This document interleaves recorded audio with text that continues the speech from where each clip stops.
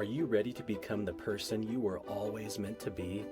No, really, the vision of your best self, not the person you've been settling for.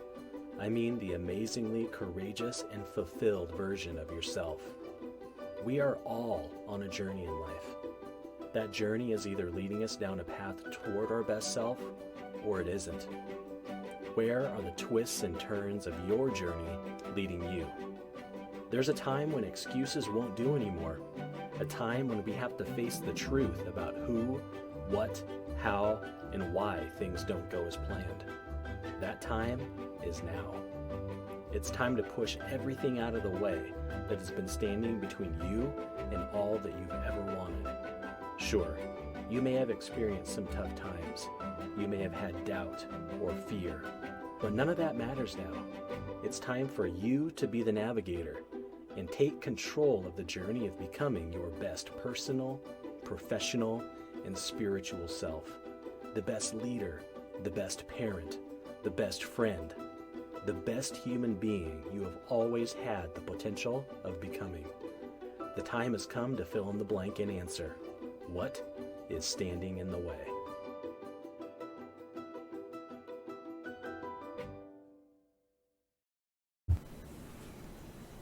Hello, welcome to the session on what is standing in the way. My name is Andre Wicks. I'm an associate with Fostering Resilient Learners, author of the book of the same title, What is Standing in the Way, and a 25-year veteran educator in Spokane, Washington. I'm super excited to be with you today. This is absolutely one of my favorite sessions. Its connection to the work around trauma is undeniable, and I think that this story will be super impactful for you and for those you serve. First thing I like to do is share a little bit about my family. This is my wife and my daughters. I have two older boys as well, Isaac and Xavier, who are not pictured here. And then the middle daughter is Olivia, and then to your right is Pearl. This was the day that we watched the U.S. women's soccer in the World Cup a couple years ago. But super proud of them, super proud of our family. Michelle and I have been married going on 25 years and are extremely blessed. And just a wonderful thing to be able to share them with you. So here we go. Let's go ahead and jump in. Let me start off by asking the question you have to ask if you are sharing a session and leading the learning around trauma is who has experienced trauma? Secondly, who has worked with students who have experienced trauma? I'll give you half a second to think about that because I'm certain that I can predict the answer. The reality is that we all have. We all have worked with people who have experienced trauma. All of us have collectively ourselves experienced trauma. Why is that important? Well, the reality is if we're going to effectively work with those who are experiencing trauma, we have to also recognize that we ourselves have experienced trauma. As we move through this session today, the question, what's standing in the way, is going to prove to be extremely paramount in our ability to effectively work with students who are and who have experienced trauma.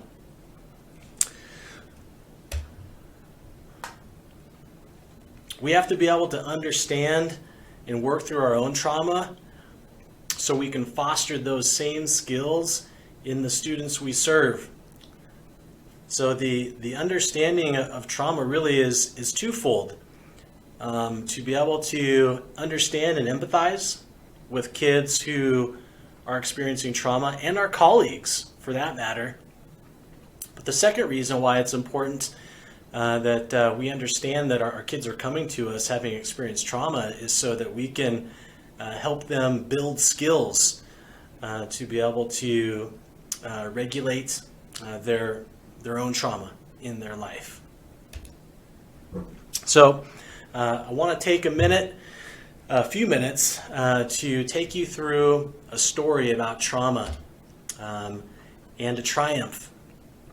A story about triumph, about someone overcoming trauma. So this story I have really is from childhood. And there was this kid I knew. He was an acquaintance of mine who really had quite the life. We grew up in Everett, Washington, together. He was a student of biracial parents, an African American father and a white mom. They were together in a time where really it wasn't status quo. It was uncommon for an interracial marriage. And so this was back in the early 70s. And so it was uncommon. It was a challenge for his family. Both of his parents were abusive to each other. They were abusive to him and his other siblings. Both of his parents were alcoholics. Just a real tough childhood this kid had to live through. Many of you are familiar with the term ACEs, and the 10 ACEs categorized into physical, emotional, and environmental. And this friend of mine had 9 out of the 10 ACEs by the time he was 18 years old. Lots of neglect, lots of abuse, an unhealthy home environment, violence. I remember when we were kids riding our bikes through the neighborhood. It was super cool to if you heard the sirens that you'd pedal like crazy to try and figure out where's the fire, what's the emergency. And I'll never forget one time at the field close to our houses, hearing and seeing the sirens drive by. So of course we hopped on our bikes and pedaled like crazy and went around the corner, and we got closer and closer to the sirens, only to find out that the sirens were at his house, and his dad was getting arrested for domestic violence again. This is just one of the examples of some of the hardship that this kid had to go through. I just can't imagine how difficult that must have been for him. But as he grew up and we went to middle school together, I just remember at that time there was actually a free and reduced lunch line. Thankfully that doesn't exist anymore. And if you are on free and reduced lunch at school, you go through line with everybody else. No one has to know about that. But when we were in middle school, you stood out like a sore thumb. And I remember this kid always like trying to bum money off of people, or ask if someone could share their lunch with him because he didn't want to go through the free lunch line because they were poor. That was just one of the things that was painfully obvious for this kid. Going through school is going through the free and reduced lunch line, but also it was painfully obvious that he wasn't wearing the designer clothes. Levi's were a huge thing back then, and if you're wearing Levi's, awesome. If you were wearing Rustlers, not so awesome. If this kid is doing his shopping at the Value Village around the corner, and not only was he sporting thrift store clothes to school, they weren't always clean. Notice that his clothes were dirty quite often, but but we, like I said, we were still acquaintances, and and we knew each other, but not necessarily all that well.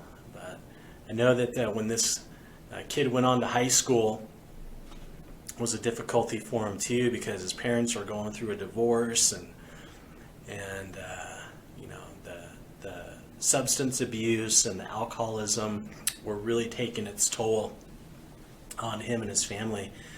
But you know, he made it through high school and went on to college. You know, we stayed in touch through the college years. And I remember when he was a sophomore in college, finding out that his dad had passed away. You know, so a traumatic event like that obviously is pretty tough to deal with. But come to find out, his dad actually took his own life. You know, and so it's one of those things. The stigma of a suicide in your family it's even more traumatic, I think, than you know, someone, you know, dying of natural causes or an accident or something like that. You know, so I just know that you know, as time went on, my acquaintance was more and more impacted by, you know, the effects of the trauma in his life. A lot of that emotion, a lot of that effect manifests itself in anger and just lashing out and just struggling, you know, through life. And so, you know, this kid, by the time, you know, he was, you know, ready to finish up with college, had just experienced so much trauma, and it just makes me wonder, where do you think he is now? You know, based off of some of what I've shared with you about this kid, you know, you're probably thinking about students that you have in class, you know, whose parents have been incarcerated or been in jail, or, you know, the morning that they came to school, there was this big knockdown, drag out at their house, a big, huge fight, or, you know, maybe, you know, kids coming to your school and to class, you know, that they didn't have the power on. You know, maybe there's no running water. You know, maybe they're living in their car right now. You know, these are some of the same things that this kid that I know growing up with, that he experienced. And statistically speaking, you know, what would you suggest? You know, where do you think this kid is now? I'm going to give you a second to think about that.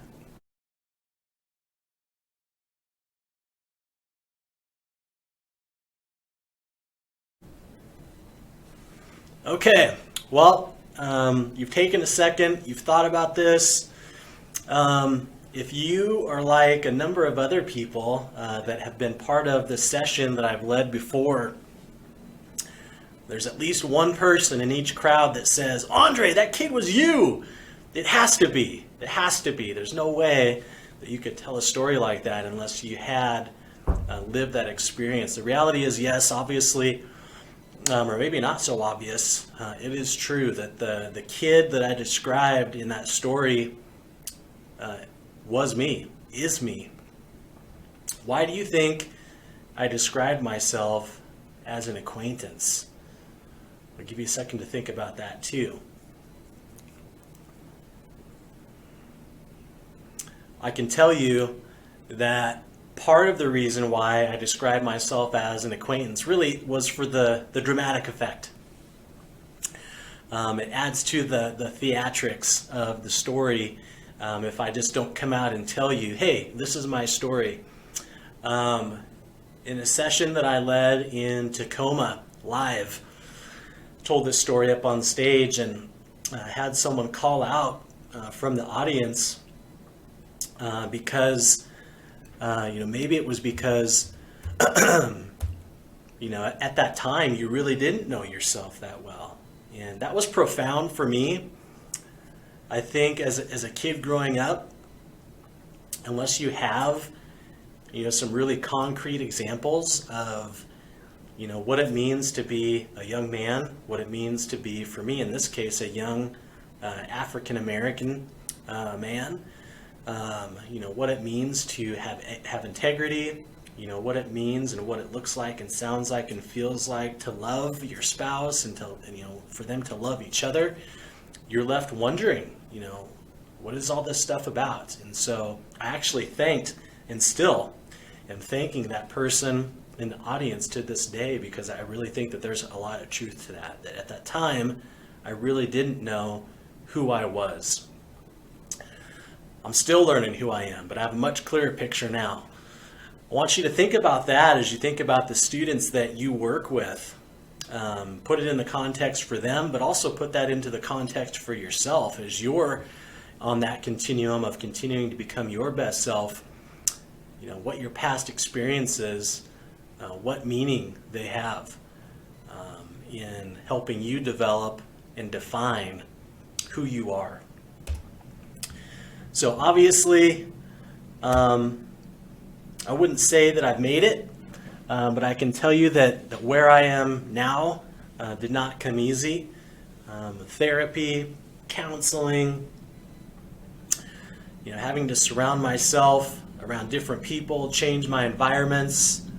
It took a lot to arrive where I am now, speaking to people across the country, having authored a book, having kind of developed and honed my own skills for speaking, presenting, teaching, coaching, providing leadership developments,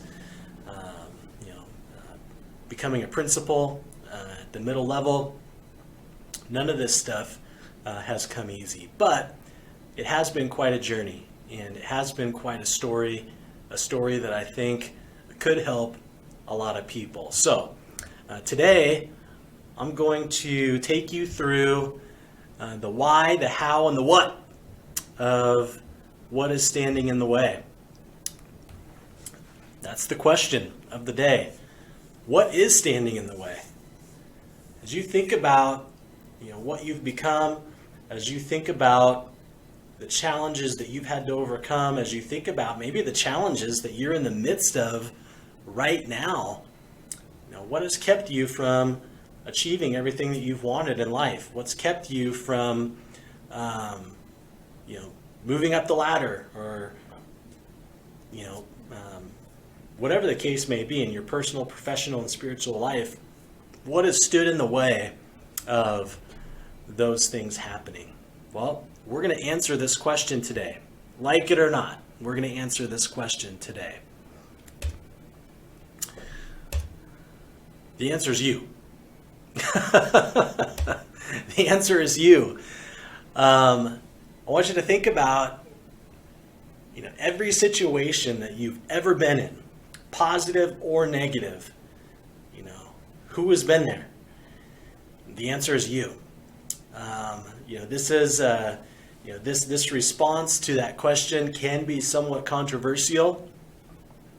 It's not a response that given where everyone immediately has been like, "Oh my gosh, thank you," patting me on the back and wanting to give me a hug, because this is in your face. This is just cutting to the chase. But the reality is, it is you. When I think about all of the things that occurred in my life, when I was failing out of school, when I was having crappy relationships, when I struggled through, hard times when Michelle and I first got married, with, a lack of emotion and being a poor communicator, and, even into my early professional life when I wasn't, being selected for certain positions, or maybe even when I didn't even apply for certain positions.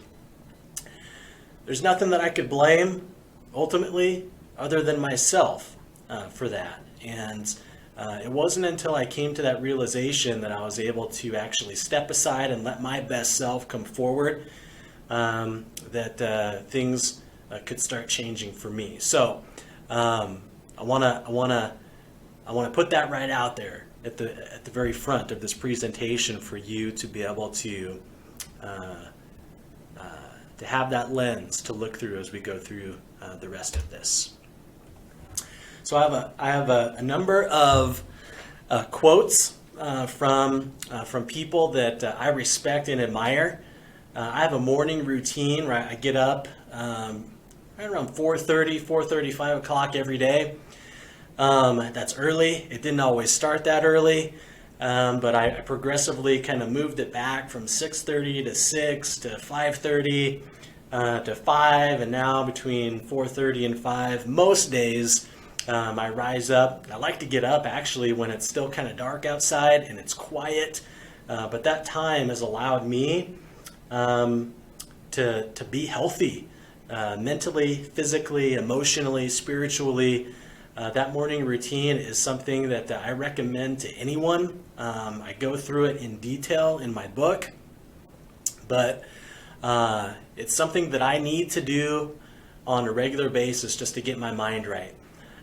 The collection of quotes that I'm going to share with you today are conversation starters, they're idea starters, they're thought starters, they're answers to questions that I've asked myself over time, but they're things that I've come across during that morning routine of things that I've read, listened to, or watched.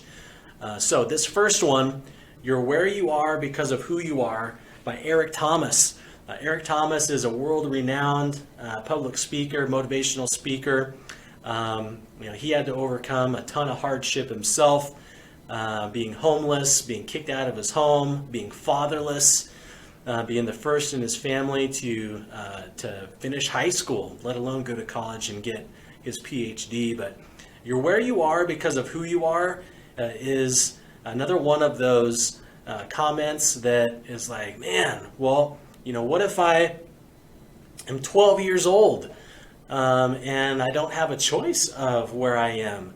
I just want to put this into context. You're absolutely right that as adults, we have ultimate control over where we are. As a kid, you don't necessarily have autonomy over your environment, your home life. But the things that you do have control over, that there isn't a time when you're old enough to read this, to start thinking about and applying this principle to your life. 12-year-olds go to school. And yeah, their environment, their parents, other influences and circumstances may absolutely have an impact on how they behave at school, but ultimately we are our own deciders. We are that person that decides who we are. And where we end up in life has to do with who that person is. Denzel Washington, my man. I like to joke sometimes that, boy, I have no idea why, but people have compared me to Denzel, and I'm like, all right, well, whatever. I'll take it as a compliment. I love this dude. But in a commencement speech at a college graduation, Denzel shared this, that ease is a greater corrupter to progress than struggle. Think about that for a second. Ease is a greater corrupter to progress than the struggle. What I take away from this is that, when you try to cut corners, which we do, we have, when we try to cut corners to get ahead in life, it just doesn't work. It might work for the moment, but ultimately, in the long term, the only way to get the full benefit of an experience is to struggle through it. To struggle. There's so much more to learn through the struggle. There's so much more to gain through the struggle than finding the easy way out. Dr. Joe Dispenza. If you want to change your personal reality, you must change your personality. So I have a story to tell with this. In the early stages of my administrative pursuit, I just finished my internship. I was lucky enough to actually be a sub-administrator during my internship for 3 months. And I was a principal assistant at an elementary school, had a great experience, great rapport with staff and kids.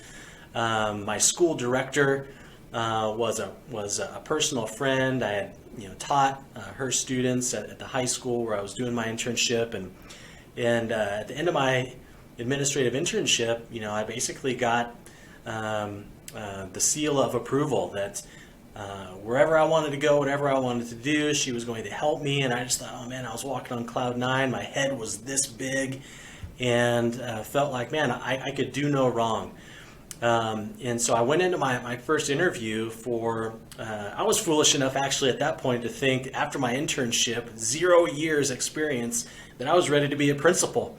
But I didn't apply for principal positions. I did apply for some assistant principal positions and was not selected the first time through.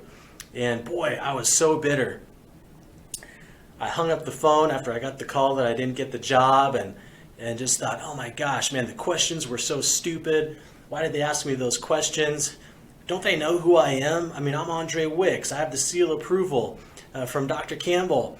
I was just so bitter about that. It totally changed my attitude toward that experience, and I didn't let it just affect that experience. I actually carried that attitude with me in my day-to-day interactions. I complained about it to other people, and I really believe that because of my personality at that time was having an impact on my personal reality. The fact that I wasn't getting selected for others. I really wasn't being seriously considered for other administrative positions until I changed my personality, until I changed my attitude, until I became okay with the fact and the possibility, you know what?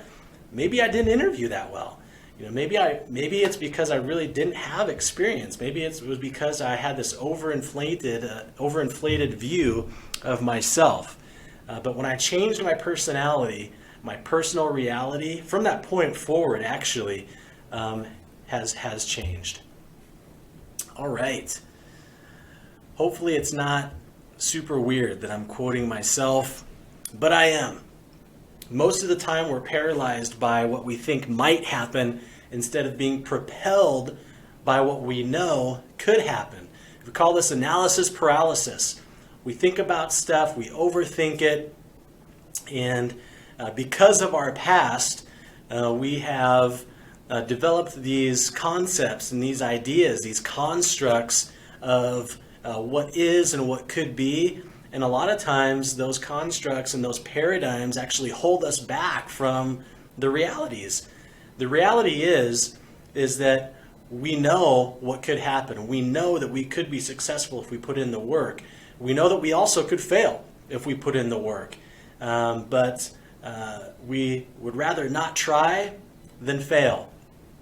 We would rather not put ourselves out there and take the risk, the perceived risk, of actually putting ourselves out there, when the real risk, most of the time, is not even trying at all. Okay. So the next part that we're going to unpack together is why. Why are you standing in your way? There are a multitude of possibilities, a multitude of reasons that any one person could be standing in their way. We don't have time to consider every reason why you could be standing in your way, but we are certainly going to take some time to unpack a few reasons of the more common reasons why. The first is fear.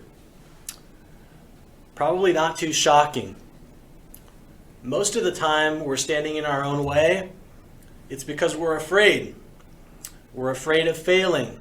We're afraid of maybe being exposed. We're afraid of people maybe knowing some truths about us. I can tell you that personally, I was afraid for a long time because I didn't want people to know about my past. I didn't want people to know that my parents were alcoholics and that they were violent with each other. I didn't want people to know that I was poor. I didn't want people to know that I didn't have nice clothes. I just didn't want people to know me. Because of that, I developed these paradigms and these constructs about myself that kept me fearful for a long time. Many of you can relate to that. If you can't relate personally to that, many of you know others, maybe your colleagues or some of the students that you work with that are afraid. And the truth is, what do we really have to be afraid of? Who cares if you mess up? Who cares if you fail? Who cares if you fall flat on your face, figuratively or literally. Who cares? The question that really matters is what's on the other side of fear. So we're going to talk about that. I love this quote. Will Smith, man. I got to tell this story to you, where this line comes from. But Will says, God put the greatest things in life right on the other side of fear. So I have to tell you, as part of my morning routine, for quite a while, I was searching YouTube for Will Smith motivation, and just some of the things that he has to say, were so impactful. So they resonated so much with me at the time. And so this one video that I came across, Will Smith was on a talk show, and he was talking about film that he was making, and in the free time that they had, he and some of his friends were out to dinner. And while they were out to dinner, one of the friends says, "Oh man, we should go skydiving this weekend." And it was a Friday night. They're out eating dinner, having drinks, and this guy says, "Yeah, we should go out. We should go skydiving." Everybody's like, "Yeah." They're high fiving, super excited. Will's high fiving. He's joining the enthusiasm, and then they go home. He says he goes back to his hotel room that night, and he's like waking up in a cold sweat. He's nervous. He can barely sleep. He's tossing and turning. He says he gets up the next morning. He can barely eat breakfast. They get in the van to go to the airplane, and everybody's excited, and he's just sick to his stomach and wondering, if there's anyone else in the car that's also faking it. Like, he is faking the excitement because he is so nervous that he's going to jump out of that plane and just die. So he says that they get to the airfield, and they go through the training, and they get in the plane, and it's funny, he's telling the story, because when you first jump, you're sitting on the lap, you're literally attached to the instructor. So he's trying to make small talk over his shoulder and talking to him, and he says it's his time to jump, and they get to the door. And he's like, it's this unbelievable feeling, you're 10,000 feet in the air in this plane, and the door is open, So they 1-2 jump, and he says the first 10 seconds, you just are sure you're going to die, and then after that, it's just absolute bliss. He said the view, how far you could see, how clear it was, it just said it doesn't feel like you're falling, you're flying at that point. And he said he had this realization at about 9,000 feet that some of the best things in life are right on the other side of fear. And if you let fear captivate you, if you let fear capture you and enslave you, you will never find out how great life can be, how great some of those situations can be until you move past the fear. So, great story. Great story. All right. Steve Harvey. This was funny. I was given this talk in Tacoma, and had kind of cracked the joke about people comparing me to Denzel, and I got a couple hoots, and then this funny lady in the audience said, "Yeah, you don't look like Steve Harvey though," and I felt like, nothing against Steve Harvey, he's a super funny guy, but I felt like that was equally as complimentary. But Steve Harvey says this. Steve Harvey has been part of my morning routine too, and he says that every great thing that he's ever done started with a fear. I really took this to heart too, because I don't know, I think fear and struggle almost go hand in hand. Most people don't like to feel pain. They don't like to feel the pain of discipline. How hard something might be. The fatigue that you might feel, the sore muscles you might feel, the sore back you might feel. The sore, ego that you might feel if something goes wrong. But because of this, even before I had seen this quote, I felt like in my adult and professional life, I've actually started to seek out things that make me nervous, that make me afraid. Speaking on stage, speaking in front of people, giving these trainings was something that, and still is to a certain extent. Sometimes I get kind of a nervous feeling, but I know, that's kind of become my compass. Do I get nervous about it? Is it something that, really is kind of challenging me and stretching me to grow? And if it is, a lot of times there's that attachment of nervousness, anxiety, and fear to it. I would not, that kind of fear is different than doing the skydiving without a parachute, right? Doing the skydiving with a parachute, it makes you nervous. But diving without the parachute, there's certain things in life that you should be afraid of, and that you should steer clear of. But most of the time we're afraid. It's just because it's only in our own minds. All right, another weird personal quote. Actually, I think one time someone told me you don't have to put quotations around it if you said it. But I've learned to love fear.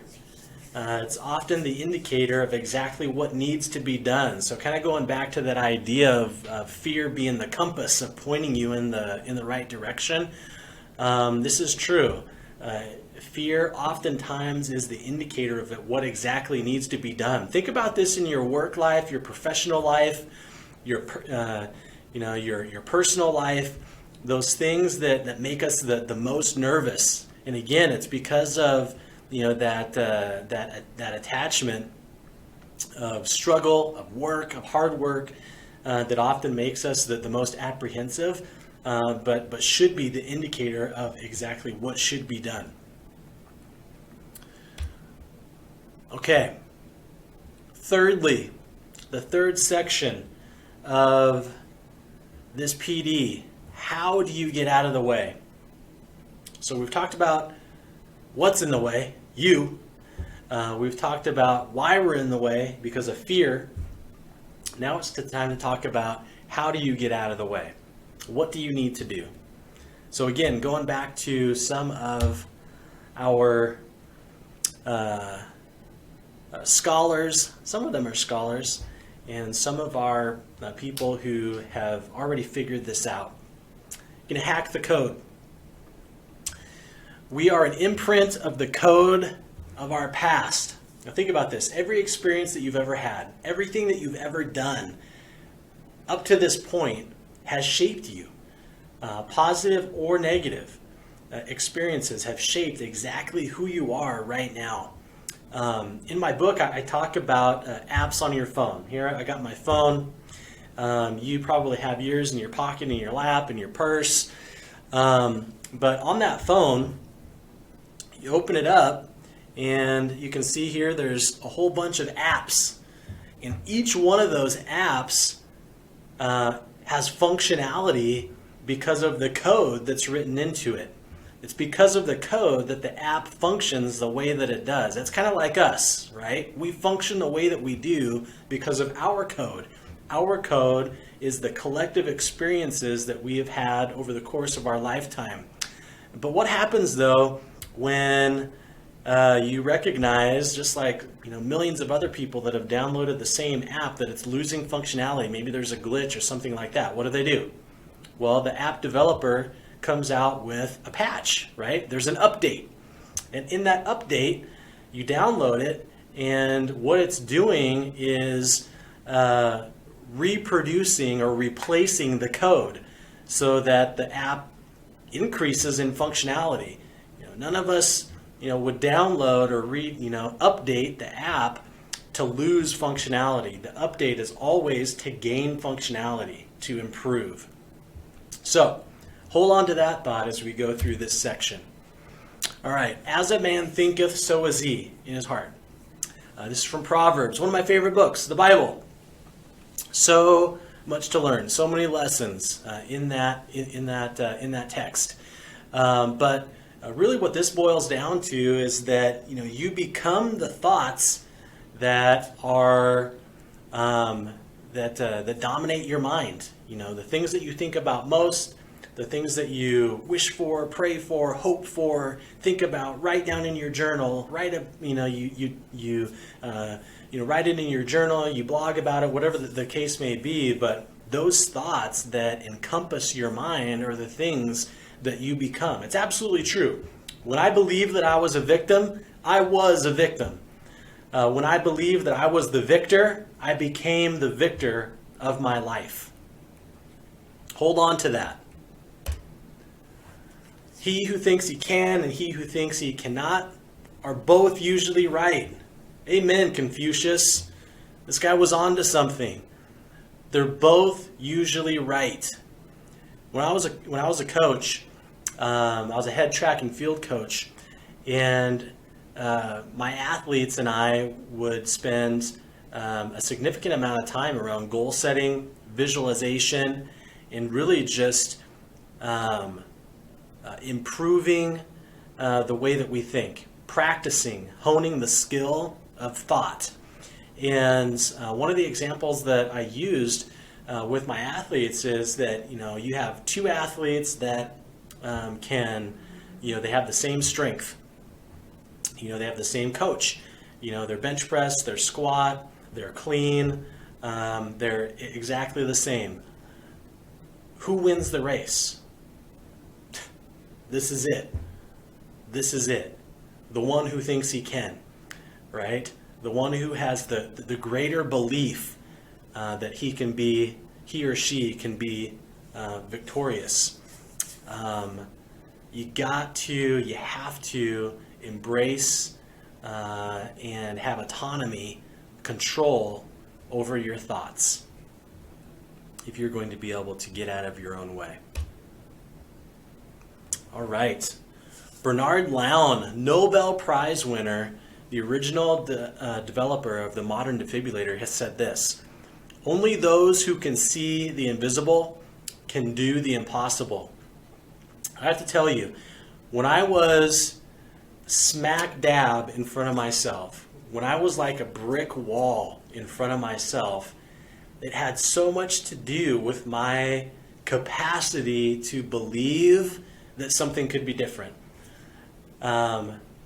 Because my beliefs were inhibiting me from believing that things could be different, that I could live a life outside of poverty, that I could live a life married and happy, that I could live a life where I loved on my kids, where I could live a life where I was totally enraptured by my work.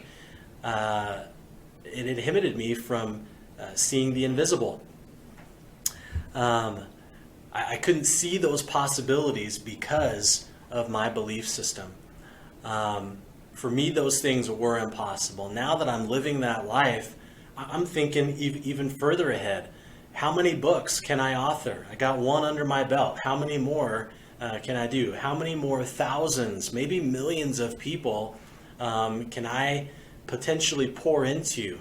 How many other people can benefit from my story and maybe some of the things that I have to share? But it all boils down to this: being able to see what's not already there in front of you. You have to be able to see it. You have to be able to believe that you can get out of your own way. All right, I think this is the last one. This is the last self-quote.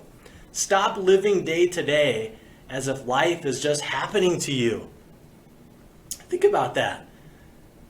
Life is not just happening to you. It's not an accident. It's not by chance that you're where you are. Go back to that very first quote. You're where you are because of who you are. We have control, ladies and gentlemen. Life is not just happening to you. It's not, I tell my kids this. I tell my students this.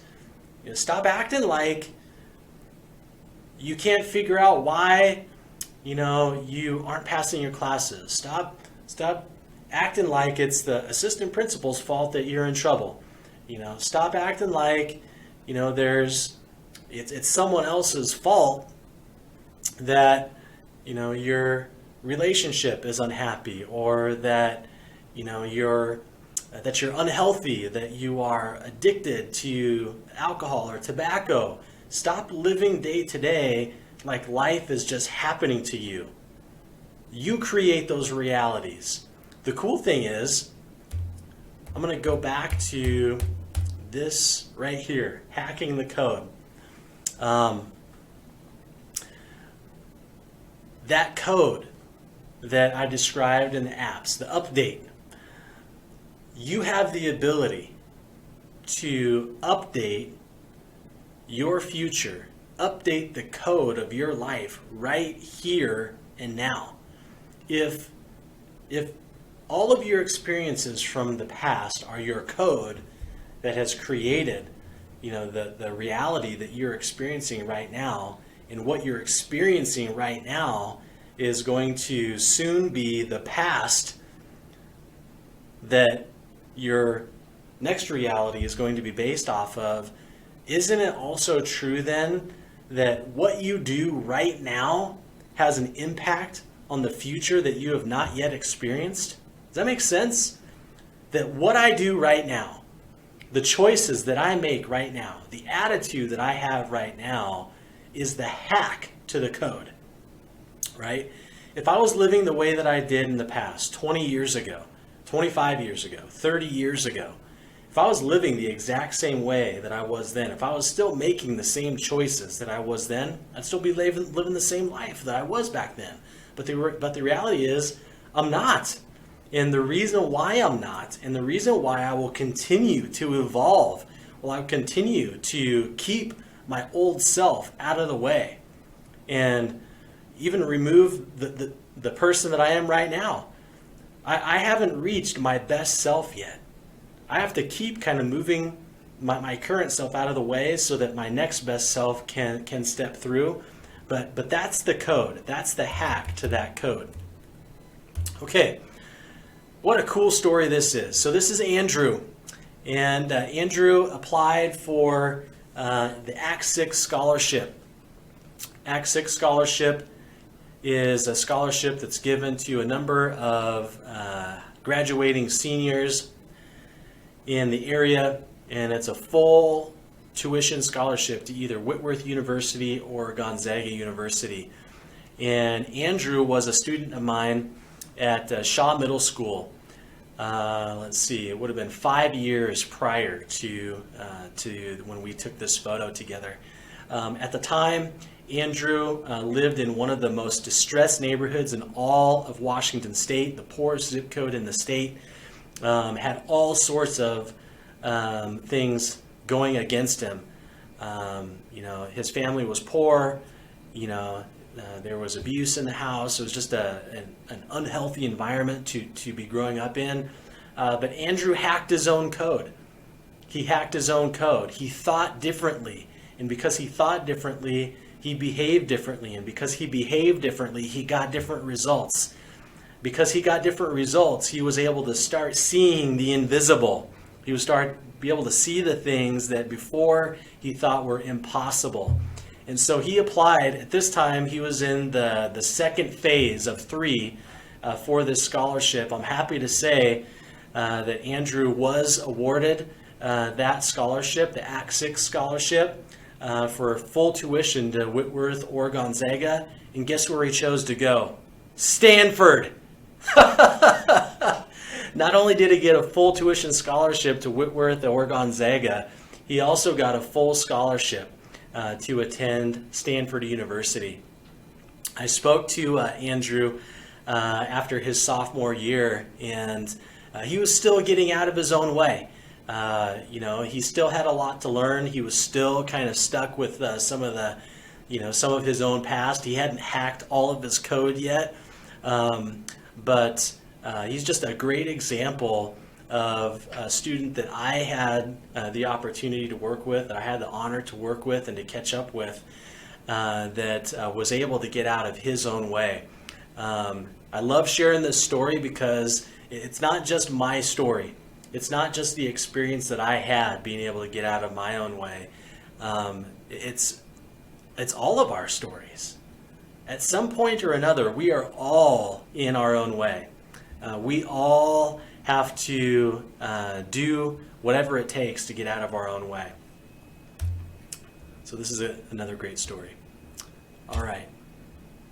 So, in closing, I just want to share a few truths about overcoming the adverse effects of trauma. Here's 3 of them. Number 1, you are the greatest common factor in your own success. I kind of alluded to this earlier, this idea that if it's going to be, it's up to me, that old saying. But like I said earlier, if you were to make a list of 10 successes and 10 failures that you've had in life, and you were trying to find who were the people that were part of every one of those 20 experiences, there's only going to be one. You. You are the only one that's part of every success and every failure that you've ever had in life. Number 2, fear is often a barometer or a compass for achieving success, right? And so when you're feeling fearful, when you're feeling nervous about something, right? When you're offered this opportunity and you're thinking about turning it down because, oh my gosh, I don't like getting up in front of people, or oh my gosh, I've never done that before. Stop thinking that. Stop it. I'm telling you, stop. That's it. That's exactly the time that you need to step up and step out and do that thing that's been holding you back. Number 3, changing the way you think is the pathway to overcoming trauma, unlocking doors, and finding success, joy, health, and fulfillment in life. Okay? Changing the way you think. You change the way you think, you change the way you behave, you change the results that you've been getting. Okay? Those are the 3 things that I want to leave you with. All right? So, in closing, I want to invite you to check out my book, What is Standing in the Way?